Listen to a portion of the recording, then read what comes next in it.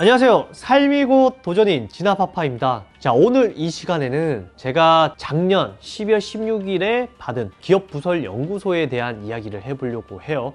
의외로 많은 분들이 이걸 모르시더라고요. 근데 조건만 된다면 반드시 해보는 걸 추천드립니다. 그 이유 끝에서 이야기하도록 하겠습니다. 자, 우선 기업부설연구소에 대한 이야기를 잠깐 하겠습니다.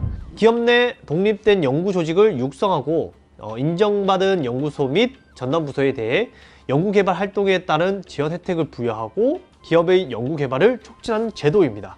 자, 이게 이제 정의인 거죠. 근데 말만 들었을 때 이 기업부설연구소라는 것이 설립하는 게 좀 진짜 어려운 거 아니냐, 이렇게 지레 겁을 먹을 수 있습니다. 하지만 전혀 어렵지 않습니다. 왜냐면 제가 했기 때문이죠. 지금부터 제가 경험한 것에 대한 이야기를 해보도록 할게요. 우선 이 기업부설연구소를 설립하기 위해서 필요한 요건은 두 가지가 있습니다.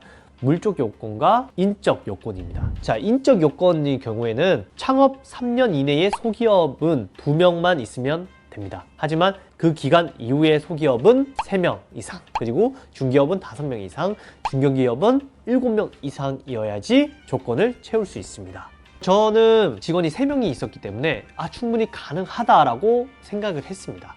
근데 이걸 웬걸? 한 명이 학부가 그 조건에 해당되지 않는 거였습니다. 그래서 진짜 부랴부랴 한 명을 더 영입을 했고 3명을 맞춰서 제출을 할 수 있었던 거죠. 그러니까 여러분들도 학부가 연구소 설립하는데 적용이 되는 학부인지를 반드시 확인을 해보시는 것을 추천드립니다. 안 그러면 저처럼 이제 부랴부랴 새로운 인력을 추가할 수 있기 때문인 거죠.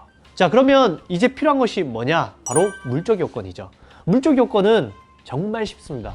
그냥 다른 공간과 사면이 벽으로 분리된 공간이 있어야 하며, 그 공간은 출입문이 따로 있어야 됩니다. 그리고 그 문에는 현판이, 기업부설연구소라는 현판이 있으면 됩니다.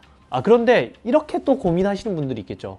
그러면 다 가벽을 다 쳐야 되지 않냐, 그러면 돈이 또 많이 들지 않냐 라고 생각하실 수도 있습니다. 근데 저 같은 경우에는 파티션으로 구분을 했습니다. 파티션만 해도 충분히 공간 구분만 된다면은 문제없이 받으실 수 있습니다. 그러니까 그 부분 걱정 안 하셔도 됩니다.